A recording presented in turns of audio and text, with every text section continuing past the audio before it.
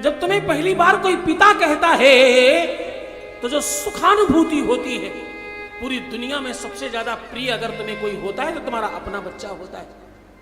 और दूसरा जब तुम्हारे बेटी का बेटा हो जाए, उसको कोई बच्चा हो जाए, बिटिया हो जाए, बेटा हो जाए, जब तुम्हें कोई बाबा कहने लगता है, उस समय तुम बहुत बड़े हो जाते हो। और मैं सत्य कहूं, जो जब तुम्हारी गोद में तुम्हारा अपना नाती आता है, अपना पौत्र आता है, उस समय का जो सुख है, मानो क्या न लुटा दिया जाए, क्या न दे दिया जाए उसके लिए, क्या न कर दिया जाए। अब तो कानून भी कहने लगी भैया, बेटे से ज्यादा पौत्र का अधिकार बाबा की संपत्ति पर है, ऐसा मानने लगे हैं लोग। हाँ? पहले तो कहते ही थे कि मेरी पूंजी की जमा पूंजी का ब्याज है ये, पहले कहते थे लोग, ऐसा बोलते थे। संतान का सुख विश्व में सर्वश्रेष्ठ सुख है। एक महत्वपूर्ण बात बता रहा हूं, शिव महापुराण में रुद्राक्ष की महिमा बताई है। राजा दशरथ के जीवन में जब पुत्र नहीं आ रहे थे तो पुत्रेष्ठी यज्ञ करी। पुत्रेष्ठी यज्ञ का अधिष्ठाता कौन है मालूम? भगवान शंकर हैं, भगवान शिव हैं। इनके घर में महादेव का पूजन होता है और महादेव का अर्चन होता है।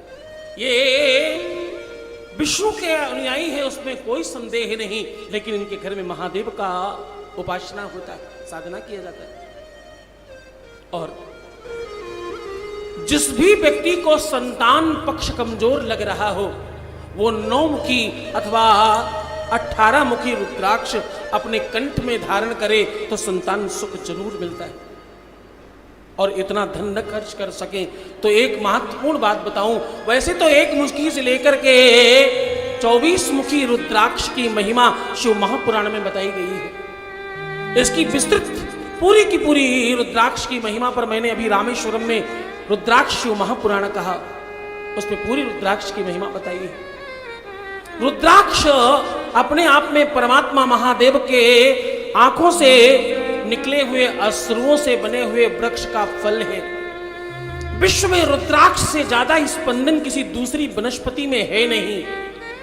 रुद्राक्ष में जो स्पंदन है, रुद्राक्ष में जो एनर्जी है, जो शक्ति है, जो इसमें पावर है, वो दुनिया की किसी भी चीज में नहीं। कई लाख रुपए का जो तुम जेमस्टोन पहनते हो, वो भी रुद्राक्ष के आगे 0.1% काम करता है। कितना? 0.1% काम करता है।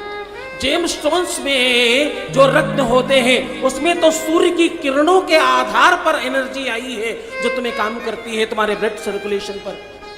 लेकिन रुद्राक्ष तो स्वयं भगवान शिव का प्रतीक है।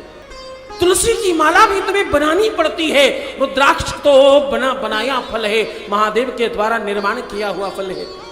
रुद्राक्ष, इंद्राक्ष और भद्राक्ष, ये 3 प्रकार के फल पाए जाते हैं। कौन कौन से? रुद्राक्ष, इंद्राक्ष और भद्राक्ष, ये 3 फल होते हैं। ज्यादातर समाज में इंद्राक्ष और भद्राक्ष बिक रहे हैं, असली रुद्राक्ष तुम्हें नहीं प्राप्त होता। असली 1 मुखी रुद्राक्ष मिल जाए तो राजयोग कारक होता है। 1 मुखी रुद्राक्ष जिसने पहन लिया, अकाल मृत्यु हो सकती नहीं, दुनिया में रोग उसे छू सकते नहीं, और उसे राजा बनने से दुनिया की कोई ताकत रोक सकती नहीं। असली 1 मुखी रुद्राक्ष होना चाहिए। हाँ, माननीय इंदिरा गांधी जी ने पहन रखा था।